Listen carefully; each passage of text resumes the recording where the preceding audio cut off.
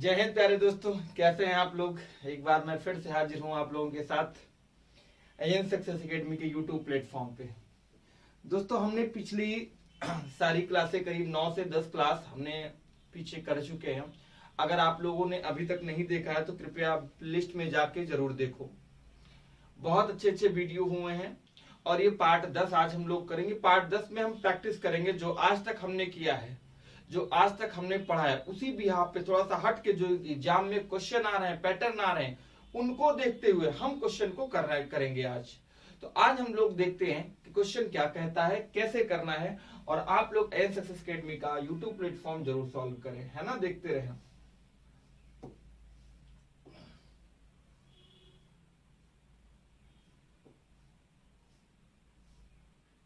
ये देखिए आपके सामने पहला क्वेश्चन है, बहुत प्यारा सा सवाल है। पहला सवाल कीजिएगा, आप लोग हल कीजिएगा। 2 अंकों की एक संख्या के अंकों का योगफल 7 है। यदि इकाई का अंक x है तो संख्या होगी। जल्दी से ये प्रश्न लगाएं आप लोग। बहुत प्यारा सा सवाल है, बहुत अच्छा सा, बहुत शानदार सा सवाल है। आप लोगों को करना है मेरे प्यारे बच्चों।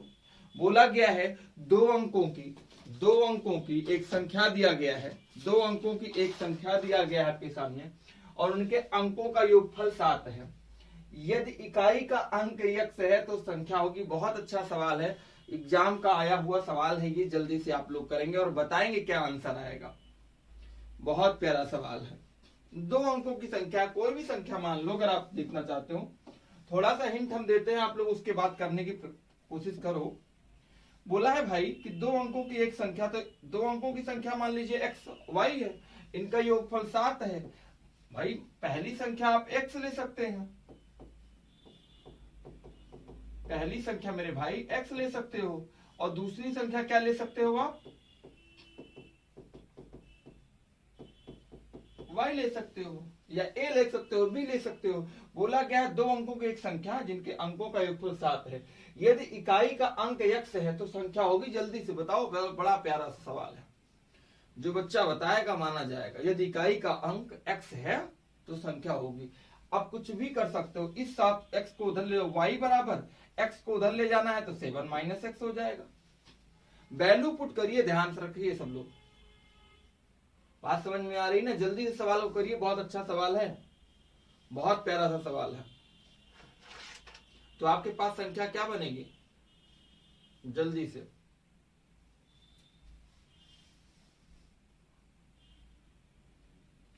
किसी बच्चे का भी सवाल नहीं आया है, हुआ। देखो फिर से हम सारी चीजें बताते हैं। हिंट दिया हमने, आप लोगों ने कर नहीं पाए। आप लोगों को हम बताते हैं करना कैसे है प्यारे बच्चों। देखिएगा, अब ध्यान से कलम कापी लेके सब लोग बैठ जाओ। कोई संख्या रही होगी 2 अंकों की, एक संख्या x रही होगी, एक संख्या y रही होगी, यही रही होगी। यही आपके पास दिया गया था। देखो 2 अंकों की वाली एक संख्या, 2 अंकों वाली एक संख्या के अंकों का योगफल 7 है, ध्यान रखना। तो पहली कोई संख्या x मान लो, y मान लो, तो 2 अंकों वाली एक संख्या x y हो गई, ठीक है ना। अभी क्या कह रहा है आपके पास, इनके पास तो इनके अंकों का योगफल 7 है, तो 10y प्लस x, ठीक है ना। उसके बाद दिया गया है, तो अगर आप निकालते हो इनके अंकों का योगफल, इनका पहली संख्या और दूसरी संख्या, फर्स्ट अभी हमने लिखा था और सेकेंड, इनका जो एडिशन है पहली और दूसरी का अंकों का योगफल क्या दिया गया है, 7, ठीक है ना। अगर आप y निकालते हो, y तो हो जाएगा 7।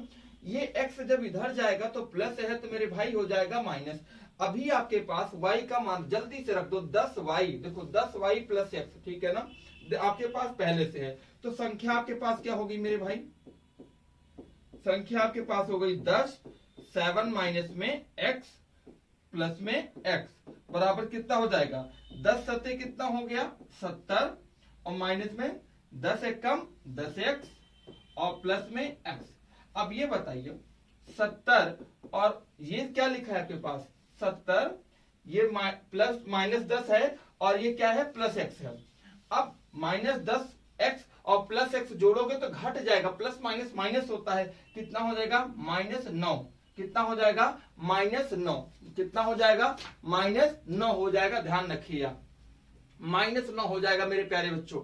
मेरी बात सुनना फिर से ध्यान से, 2 अंकों की एक संख्या के अंकों का योगफल 7 है, x + y = 7, संख्या x y थी आपके पास, ठीक है ना। तो 2 अंकों की योग संख्या, 2 अंकों की सबसे छोटी से छोटी संख्या क्या होती है, 10 होती है, इसलिए आपने लिया 10y + x। 2 अंकों की सबसे छोटी संख्या, सबसे छोटी संख्या होती है 10, इसलिए आपने लिया 10y में प्लस में x, 10y प्लस में x, ठीक ना। तो y = जब निकाला 7 - x, ठीक है, कितना निकाला 7 - x। अभी इसका मान उठा के हमने यहाँ पे रखा 10, 7 - x प्लस x, तो आपके पास आ गया 70 - 10x प्लस x। जब 70 10 से 70 गुणा किया, 10 एक कम 10x गुणा किया, 10 एक और ये x था आपके पास, 70 लिखा आपने, -10x प्लस x को जब आपने हल किया तो 9 आ गया, 70 माइनस में 9x, 70 माइनस में 9x आपका क्या हो गया, आंसर हो गया। 70 माइनस x में क्या हो गया, आपका आंसर हो गया। ठीक है, हम लोग चलेंगे अगले सवाल की तरफ। जिन बच्चों को समझ में नहीं आया है ध्यान रखें, मेरी बात सुनिए। अगर इसका एक तरीका मैं बताता हूं आपको, शॉर्टकट तरीका, बहुत जानदार तरीका, ठीक है ना।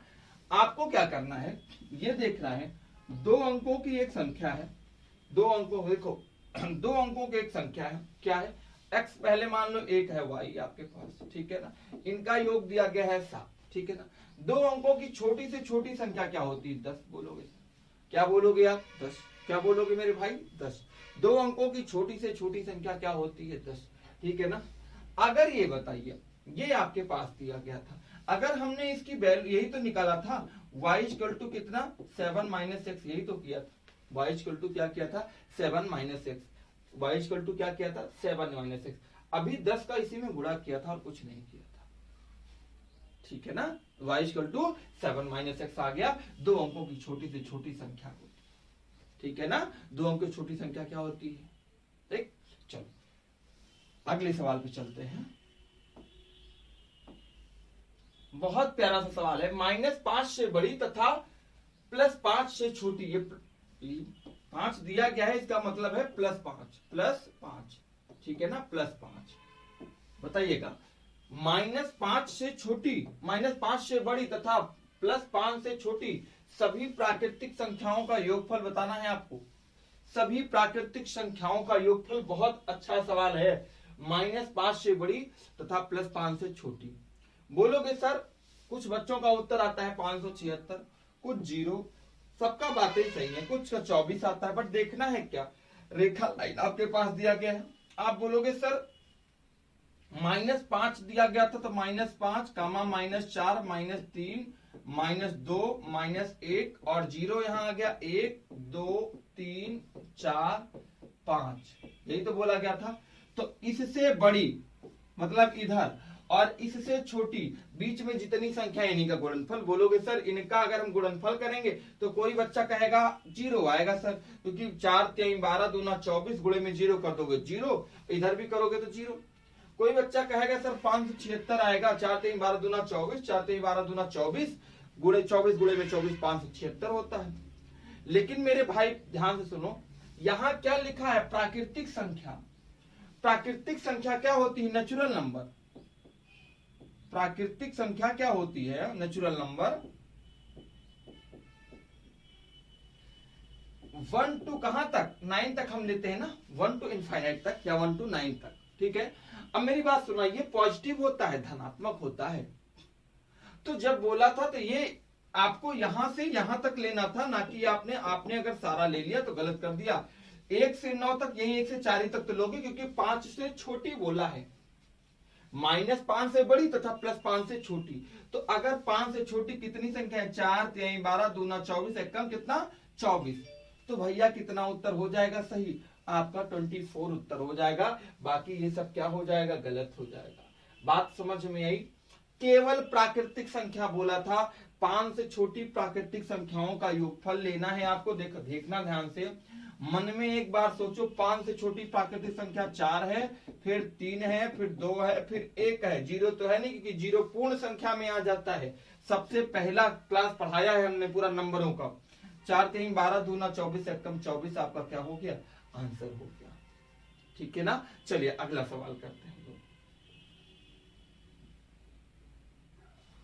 यदि 3 क्रमागत पूर्णांकों का गुणनफल 120 है तो बताएं कि पूर्णांकों का योग कितना होगा। बहुत अच्छा सवाल है, करिए जल्दी से।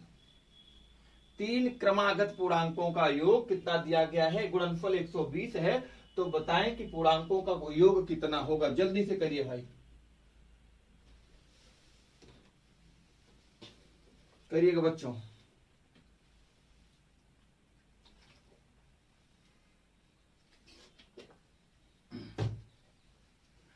देखो बहुत अच्छा सवाल है, बहुत अच्छा। कैसे बहुत अच्छा? अगर आप ट्राई करने की कोशिश करते हो, बोला गया 3 क्रमागत पूर्णांक। 3 क्रमागत पूर्णांक देखो 4 हमने लिया, 4 5, ये क्रमागत संख्याएं। क्रमागत पूर्णांक मतलब क्या होता है, क्रमागत संख्याएं। अच्छा इनका गुणनफल करो, 4 पंचे 20, 20 छक्का 120। यही तो बोला था कि 3 क्रमागत पूर्णांकों का योग कितना है, गुणनफल कितना है, 120। ना समझ में आई? 3 क्रमागत पूर्णांकों का योग कितना है, 120 मेरे प्यारे बच्चों। तो यदि आपने पहली संख्या 4, दूसरी 5, तो 4 गुणे में 5 गुणे में 6 किया तो 120 आया मेरे प्यारे बच्चों। इन्हीं का पूर्णांकों का योग पूछा था, योग। तो भाई 4 और प्लस में 5 और प्लस में 6 करोगे तो 6 5 11 4 कितना, 15 ना हो जाएगा। और मुस्कुरा के उत्तर 15 ना दे दोगे। एसएससी 2020 का सवाल था ये।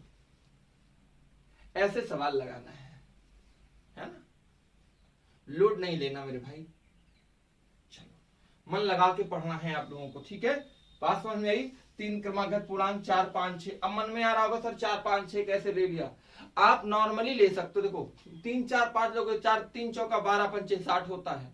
तो एक आगे बढ़ जाओ, 4 5 6 ले लो, 4 पंचे 20 छक्का 120। ठीक है। चलिए अगला सवाल करते हैं।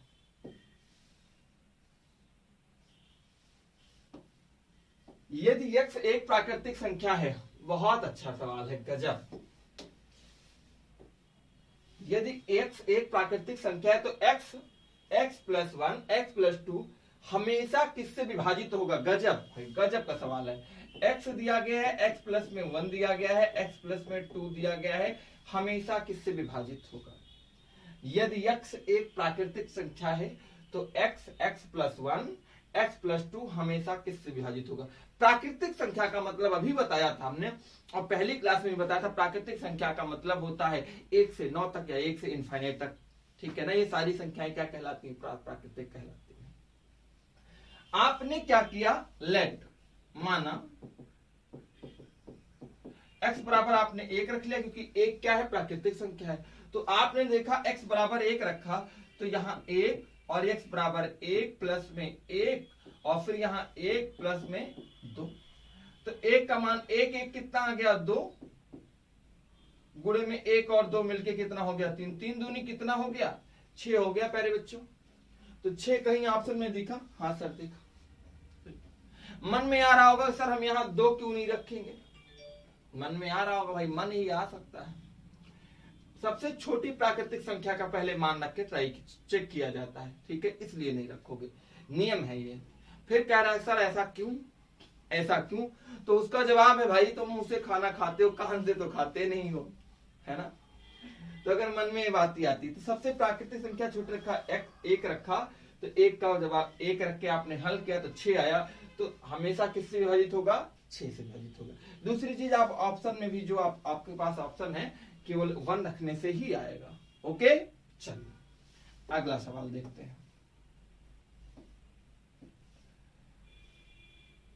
-100 तथा +100 के बीच कितने पूर्णांक आते हैं। ये पूर्णांक का मतलब अभी हमने बताया था संख्या। -100 तथा +100 के बीच कितनी संख्याएं हैं, ये बोला गया। पूर्णांक का मतलब होता है संख्याएं, ध्यान रखना। अच्छा, पूर्णांक आपने पढ़ा होगा क्या होता है, हमने जब पढ़ाया था, ध्यान रखिए 1 से लेके कहां तक, 9 तक, और इधर 0 और 1 से लेके -1 से लेके कहां तक, -9 तक, या इनफाइनाइट लिख सकते हो, माइनस इनफाइनाइट प्लस इनफाइनाइट। ये सारे क्या होते हैं, पूर्णांक होते हैं। क्या होते हैं, पूर्णांक। मतलब 1 से 9 तक प्राकृतिक संख्या होता है, नेचुरल नंबर। 0 को शामिल कर लिया तो होल नंबर पूर्ण संख्या हो गई, होल नंबर पूर्ण संख्या। और अगर माइनस को शामिल कर लिया तो इंटीजर पूर्णांक हो गया, इंटीजर पूर्णांक हो गया। ये आपको हमने बताया था, ये हमने आपको बताया था, ध्यान रखना। तो जब हमने आपको बताया था तो पूर्णांक पूछा है, तो -100 तथा +100 के बीच -100 को नहीं लेना है, -100 को नहीं लेना है। तो पहले ये सोचो कि -100 से जब हम 1 तक आएंगे तो, या 0 तक आप मान लो, 0 तक आओगे तो -100 से +0 तक जब पहुंचोगे तो कितनी संख्याएं मिलेंगी, बोलोगे सर 100 नहीं, 100 नहीं, 99 मिलेंगे मेरे भाई। क्यों 99 मिलेंगे, उसका रीजन ये है, उसका रीजन ये है मेरे भैया कि आप सोचो कि 99 इसलिए मिलेगा क्योंकि -100 को नहीं लेना है, के बीच बोला है, के बीच बोला है, तो 99 मिला। फिर प्लस में, फिर 1 से लेके, कहां से, 1 से लेके, फिर 1 से लेके कहां तक, 100 तक चलना है। तो 100 के बीच मतलब कहां तक, 99 तक, कि 100 इधर +100 को नहीं लेना है, उधर -100 को नहीं लेना है, ठीक है ना। तो फिर बोलोगे सर 1 से 99 तक 99 संख्या है, बहुत सही। कहोगे सर 99 99 198 और कहीं मिल गया तो इसे सर बना के टक से उत्तर दे देंगे, नहीं, टक से उत्तर दोगे, टक से गलत होगा। ये देखो जो 0 था ना, एक संख्या बीच में एक ये भी है, तो दोनों को, जो तीनों को जोड़ोगे तो 199 आएगा। 0 को आप लोग नहीं जोड़ते हैं, पूर्णांक बोला है, 0 भी पूर्णांक में आता है, ठीक है ना। तो 99 संख्याएं और इधर भी 99 संख्या है, और 0 को ले लिया 1 तो हो गया 199, 199, ठीक है। ये आएगा आपका answer 199, option number B, 199 option number B.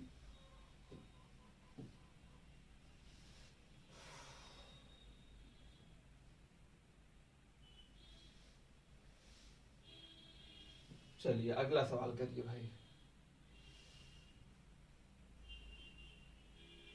सबसे बड़ी ऋणात्मक संख्या कौन सी है, सबसे बड़ी ऋणात्मक संख्या आपको बताना है। Negative number, find the biggest negative number या find the largest negative number, ये आपको बताना है। सबसे बड़ी -111, -100, माइनस दिया गया है आपके पास 10,000, -1 लाख। आरआरसी 2014 का आया हुआ प्रश्न है मेरे भाई, जल्दी बताइएगा।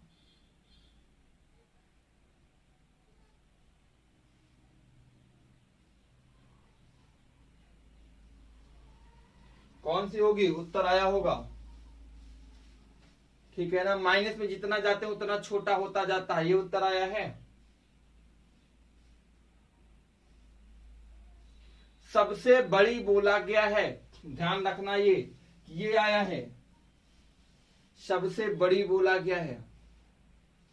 अच्छा मैं आपको हिंट देता हूं, -1 बड़ा है कि -2 बड़ा है। आप बोलोगे सर -2 बड़ा, नहीं बेटा, -1 बड़ा है। क्यों, क्योंकि माइनस में जितने पीछे जाओगे उतनी छोटी संख्या होगी, उतनी क्या होगी, छोटी संख्या होगी। प्लस में बड़ी होती है, माइनस में क्या होती है, छोटी। तो आप देखोगे कि सर -100 जो था यही बड़ा था, क्योंकि -100 और 111 का ही कंपेरिजन करते हैं, -100 एंड 111 का।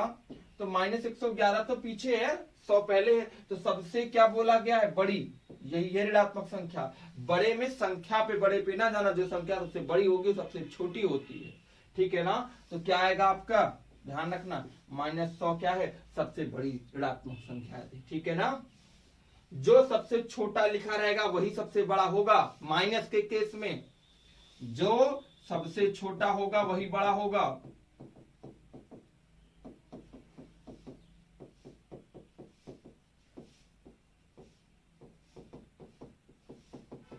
ठीक है ना, वही बड़ा होगा, ध्यान रखना ये चीजें।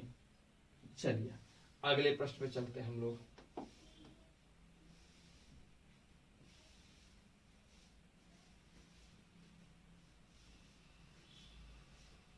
प्रथम देखते हैं आपको, प्रथम बोला गया आपके पास विषम, प्रथम विषम संख्या 1 है, द्वितीय विषम संख्या 3 है, तृतीय विषम संख्या कितनी दिया रखा है, विषम है भाई, विषम ये बना लो, खष्टीचा है, 5 है। इस प्रकार आगे बढ़ते रहते हैं। 2वीं विषम संख्या, 2वीं मतलब पहली 1, दूसरी 3, तीसरी 5, तो 2वीं विषम संख्या है। बच्चे सोचते सर 200 कैसे निकालेंगे, फिर गिनेंगे या तो 1, 3, 5, 7, 9, 11, 13, 15, 21, 17, 19, 21, ऐसे सर फिर 1, 2, 3, 4, 5 ऐसे गिनेंगे। नहीं, ऐसा नहीं करना है।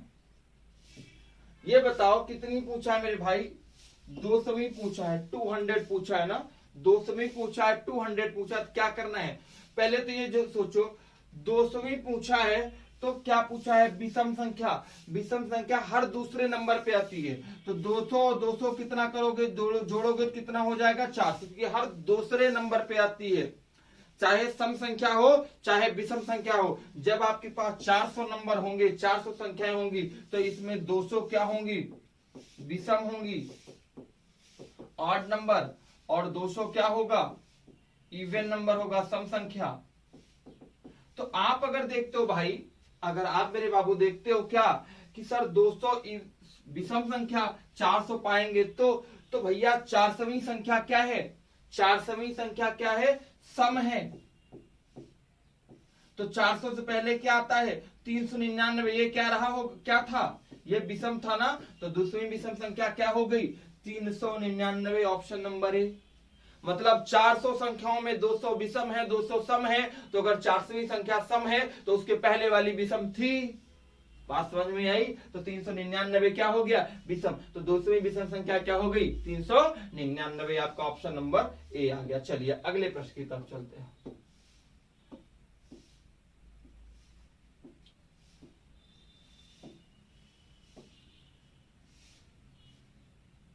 दिया गया है दो क्रमागत पूर्णांकों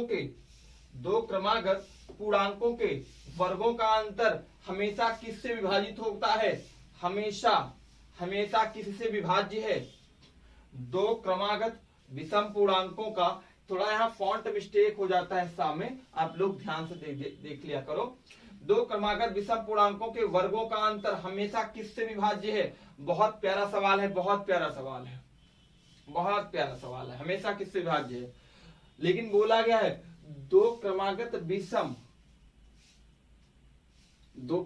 क्या, विषम,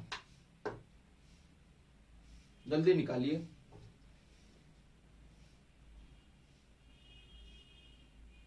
चलिए, दो क्रमागत विषम पूर्णांकों का अंतर हमेशा किससे विभाज्य होता है, हम लोग ट्राई करेंगे। पहला विषम पूर्णांक क्या होता है, 1 का स्क्वायर। दूसरा, ठीक है ना, पहला ये हो गया। दूसरा क्या है, 3 का स्क्वायर। तो ये बताइए 3 त्रिक का क्या होता है, 9, और 1 एकम क्या होता है, 1। इनका अंतर करोगे तो 9 - 1 कितना होता है, 8। तो हमेशा किससे विभाजित होगा, 8 से। ये प्रूव है, और डायरेक्ट याद कर रखो आप उत्तर 8। कैसे, मैं आपको प्रूव करके दिखाता हूं। कोई भी आप ले लो 5, पहली एक संख्या है 5 विषम है, और एक ले लो 7, ठीक है ना। तो 7 सत्ता क्या होता है, 49, 55 25 होता है। 9 में से 5 जाएगा 4, और 4 में से 2 जाएगा तो 2, तो 24 है ना भाई। 24 क्या 8 से कटेगा, बोलोगे सर 8 त्रिका 24 होता है, 8 त्रिका 24 होता है। तो हमेशा इसीलिए 8 से विभाजित होता है, 8 से 24 भाग होगा, 16 भी, 32 भी, ऐसे संख्याएं भी बचेंगे। बात समझ में आई। तो हमेशा दो विषम पूर्णांकों के वर्गों का अंतर हमेशा किससे विभाजित होता है, 8 से विभाजित होता है, हमेशा 8 से विभाजित होता है। किससे, 8 से, ध्यान रखना 8 से। डायरेक्ट भी याद कर लो, हमने प्रूव करके भी दिखाया आपको क्यों। चलिए अगला सवाल करते हैं हम लोग।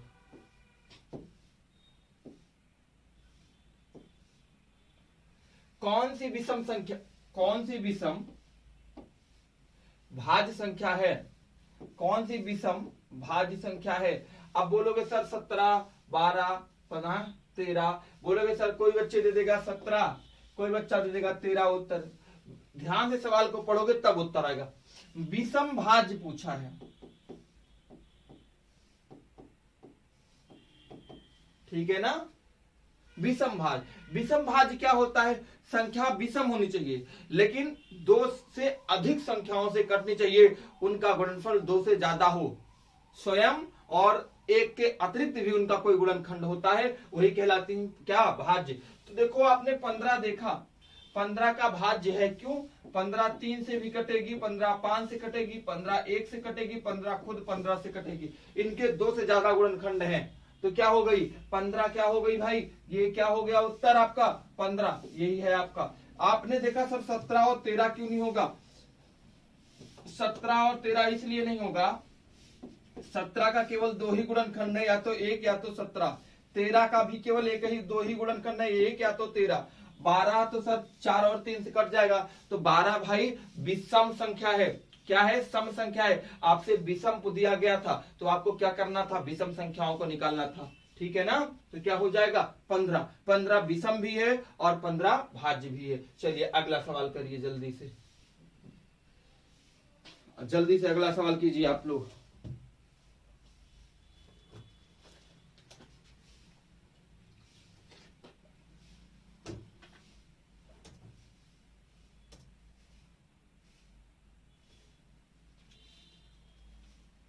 प्यारे बच्चों आ गया? क्या बोला गया था? विषम। यदि x एक सम संख्या है तो अगली विषम संख्या क्या है? गजब का सवाल दे दिया भाई है। यदि x एक सम संख्या है तो अगली विषम संख्या क्या है? x एक सम संख्या मान लो, चलो हम मानते हैं 2, x बराबर हम मान लेते हैं 2, 2 सम संख्या है, ये सम संख्या है, तो अगली विषम संख्या होगी। आपको पता है कि सम संख्या के बाद ही क्या आती है? विषम संख्या। सम संख्या के बाद ही क्या आती है? विषम संख्या। तो बाद क्या मतलब? अगर सम संख्या में 1 जोड़ दिया जाए, अगर इसी 2 में 1 जोड़ दिया जाए कितना हो जाएगा? 3, और 3 क्या है? विषम संख्या है। ये क्या है? ऑड नंबर है, विषम संख्या है। मतलब जैसे अगर 12 लिखा था, 12 में अगर आपने 1 जोड़ दिया कितना हो गया? 13, और 13 विषम हो गया, 12 क्या था? सम, ये हो गया विषम। तो आपके मन में आया होगा कि सर अगर x विषम सम संख्या है, x क्या है? सम संख्या है, ये सम संख्या थी, अगर इसी में हम 1 जोड़ दें तो बराबर विषम प्राप्त हो जाएगा, बराबर विषम नंबर प्राप्त हो जाएगा। बात समझ में आई? फिर से सुनिए, फिर से मेरे प्यारे बच्चों, अगर आपको समझ में आया कि x एक सम संख्या है और इसी में 1 जोड़ दें तो हमको क्या मिल जाएगा? विषम मिल जाएगा। क्योंकि हमने यहां पे आपको करके दिखाया, सम में यदि 1 जोड़ा जाता है तो क्या मिलता है? विषम मिलता है। सम में यदि 1 जोड़ा जाता है तो क्या मिलता है? विषम मिलता है। तो आपने यदि इसको किया, सम में 1 जोड़ दिया तो विषम आ गया, तो x+1 आपके पास आंसर था, x+1 आपने जोड़ दिया। क्योंकि देखो मेरे ध्यान से मेरे भाई, अगर देखो ये x+2, तो अगर x बराबर पहले 2 था मान लो, अगर 2 में 2 जोड़ोगे तो क्या हो जाएगा? 4। सम में सम जोड़ोगे तो 4 आएगा, सम से सम घटाओगे तो सम ही आएगा, ठीक है ना। ध्यान रखना, बात समझ में आई? और एक चीज आपके मन में आनी चाहिए, x+1 है आपके पास, क्या x+1 ये समझ में आ गया ना? थोड़ा सा इसको हटाते हैं,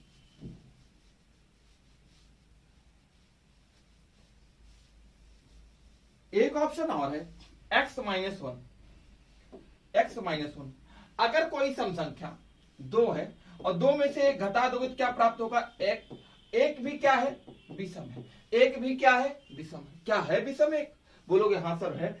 तो मतलब चाहे x+1 किया और चाहे x-1 किया, अगर सम संख्या में 1 जोड़ोगे तब भी विषम प्राप्त होगी, सम संख्या से 1 घटाओगे तब भी विषम प्राप्त होगी, क्योंकि हर दूसरे नंबर पे क्या आती है? विषम संख्या, और हर दूसरे नंबर पे भी सम संख्या। तो ऑप्शन नंबर बी और ऑप्शन नंबर ए दोनों सही है। एग्जाम में आएगा दोनों सही है मेरे भाई, दोनों सही है, ठीक है ना। एग्जाम में आएगा दोनों सही है। आ गया होगा उत्तर। चलिए हम लोग लेते हैं नेक्स्ट क्लास को, अगली क्लास को चलते हैं। अगला सवाल लेते हैं हम लोग।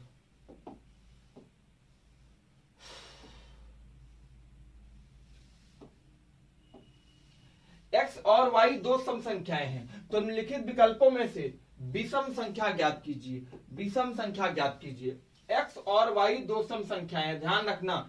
लिखित विकल्पों में से विषम संख्या ज्ञात कीजिए। अभी आपको समझाया था, गलत नहीं होना चाहिए। x दिया गया और y, ये दोनों क्या हैं? ये दोनों क्या हैं? सम संख्याएं हैं। दोनों क्या हैं? सम संख्या, इवन नंबर है। तो पूछा गया है क्या आपके पास निम्नलिखित विकल्पों में से कौन सी संख्या क्या है? विषम है। अभी हमने बताया x है, y है, दोनों सम। अगर सम और सम को जोड़ोगे तो सम प्राप्त होगा, ठीक है ना? अब बताओ, अब जब सम आया, अच्छा ये अभी बताया था, सम में एक जोड़ोगे या सम में एक घटाओगे तो क्या प्राप्त होगा? विषम प्राप्त होगा। तो सम में हमने एक जोड़ा तो क्या प्राप्त हो गया? विषम प्राप्त हो गया ना, विषम। सर हमारे पास ये था ऑप्शन नंबर सी, क्योंकि और ऐसा x प्लस वाई प्लस 1 यही था, x प्लस वाई माइनस 1 होता तब भी उत्तर सही था, वो भी सही था और ये भी सही था। दोनों में जो भी आए उत्तर वही लगाओगे, क्योंकि चाहे एक घटाओगे चाहे एक जोड़ोगे विषम प्राप्त होगा, ठीक है? तो बात समझ में आई? यह दोनों मेरे भाई सम संख्या आपके पास x और y दिया गया था, इसमें यदि एक जोड़ दिया, सम में एक जोड़ने से क्या प्राप्त होता है? विषम प्राप्त होता है। पिछले सवाल में बताया था, हमने लिखा भी। यदि सम में सम प्लस 1 बराबर विषम, ध्यान रखो, इसको नोट कर लो, नोट बना लो, और विषम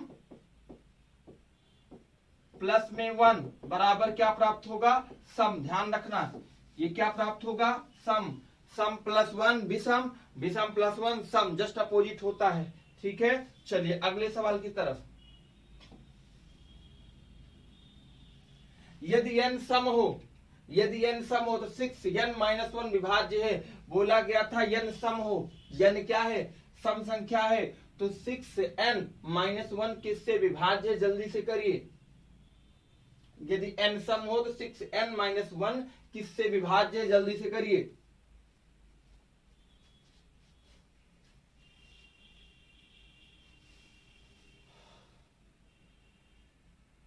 ये 6n नहीं है मेरे भाई, 6 की पावर n है, ये 6 की पावर n है, 6 की पावर n है, ध्यान रखना, 6 की पावर n है। यहां से हम लिख दे रहे हैं 6 की पावर n माइनस 1 किससे विभाज्य है? इफ, यदि n सम हो तो। आप देखोगे n सम है तो 6, n सम है, सम तो सम मतलब क्या होता है? 2। अगर हमने रखा 2 और माइनस में 1 आपके पास दिया है, छछवक क्या होता है? 36। 6 का स्क्वायर 36 माइनस 1 कितना हो जाएगा? 35। 35 ऑप्शन में है, हाँ सर है, उत्तर आ गया। अब बोलोगे फिर कि सर ये 2 ही क्यों रखा, 4 क्यों नहीं रखा? वो भी तो सम है। हमने बोला है सबसे पहले सबसे छोटा रख के चेक करते हैं। सबसे पहले क्या रख के चेक करते हो? छोटा। और मन लगा के पढ़ो, नहीं तो आज ग्रहण लगा है, जिंदगी में तुम्हारे ग्रहण लग जाएगा, तुम्हारी बुरी देवी छोड़ के तुमको भाग जाएंगी, जीवन में तुम्हारे ग्रहण लग जाएगा, इसलिए पढ़ते रहो। चलो क्या आया? 35। 36 माइनस 1, n बराबर है, कोई भी सम संख्या रख दिया आपने सबसे छोटी। 36 माइनस 1 क्या आ गया? 35 ऑप्शन में, ऑप्शन नंबर बी 35। चलिए अगला सवाल देखते हैं। सबसे बड़ी संख्या, सबसे बड़ी तथा सबसे छोटी दो अंकों की अभाज्य संख्याओं में अंतर की गणना कीजिए। अभाज्य संख्याओं के अंतर की गणना कीजिए। सबसे बड़ी तथा सबसे छोटी दो अंकों की अभाज्य संख्याओं के अंतर की गणना कीजिए। याद रखो भाई मेरे साहब, सबसे बड़ी क्या है? सबसे बड़ी 99 है। दो अंकों की सबसे बड़ी क्या है? 99। और सबसे छोटी क्या है? 10। 99 के बाद 100 होता है, 100 3 अंक का होता है, और 10 के बाद पहले 9 आता है, 9 1 अंक का होता है। 99 में से 10 घटाओ, 9 में से 0 जाएगा 9, और 9 में से 1 जाएगा तो 8। कहीं मिला 89? जल्दी बता भैया, हमको तो ना मिला। बोला गया सबसे बड़ी, फिर सबसे छोटी दो अंकों की संख्या की अभाज्य, यही तो गड़बड़ हो गया। अभाज्य पूछा गया है, अभाज्य। तो मेरे भाई सुनो, अभाज्य का मतलब क्या होता है? अभाज्य प्राइम नंबर जो किसी से ना कटे। जल्दी से बताओ, क्या हमें ये बता दो, क्या 97 किसी से कटेगा? 99 तो देखो हमने ले लिया, ठीक है ना, विषम संख्या लिया था 99 और 10, तो क्या बनता आपके पास 89। अगर ये पूछा गया होता सबसे छोटी तथा सबसे बड़ी विषम संख्याओं का अंतर की गणना कीजिए, तो आपका क्या आ जाता? उत्तर 89। लेकिन आपके पास क्या पूछा है? अंकों की अभाज्य। तो ध्यान रखो, सबसे बड़ी दो अंकों की अभाज्य संख्या क्या होती है? 97 होती है, जो किसी से नहीं कटती है मेरे भैया। और सबसे छोटी क्या होती है? बोलोगे सर 11। 11 के बाद क्या आता है? 13, लेकिन 13 बड़ी होगी, सबसे छोटी पूछा है। और 11 के पहले क्या है? 10। 10 क्या है? कट जाता है, सम संख्या है, कट भी जाता है। 97 से 11 जाएगा तो क्या आएगा? 86 आएगा भाई। क्या 86 ऑप्शन में है? हाँ सर है, डी। 86 ऑप्शन में है, हाँ सर है, डी। तो बात समझ में आई? क्या हो गया? रेलवे एनटीपीसी 2016 का सवाल है, 86 आया ना। अगर विषम पूछा होता तो क्या उत्तर आता? 89, ठीक है ना। विषम नहीं, अगर 10 भी क्या है? 10 भी क्या है? सम संख्या। अगर आपसे पूछा होता सबसे बड़ी तथा सबसे छोटी दो अंकों की संख्या का अंतर पूछा होता तो क्या बोलते? 89। और सबसे और अगर अभाज्य पूछा है तो अभाज्य 97 - 11 क्या आ जाएगा? 86 आ जाएगा। ध्यान रखना, क्या आ जाएगा मेरे भाई? 86 आ जाएगा। चलिए अगला सवाल करते हैं।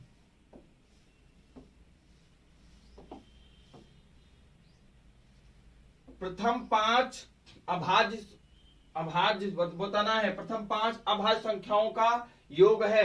प्रथम 5 अभाज्य संख्या। पहली अभाज्य संख्या क्या है? बोलोगे सर 2। दूसरी क्या है? 3। तीसरी क्या है? 5। चौथी 7 और पांचवी क्या है? 11। पहली 2 है अभाज्य संख्या। पहली कितनी है? 2। दूसरी क्या है? 3 और तीसरी क्या है? 5, फिर 7, फिर 11। जोड़ो 2 3 5 5 5 10 7 17। 17 11 कितना होता है? 28 होता है। 17 11 कितना होता है? 28 होता है, 28 होता है।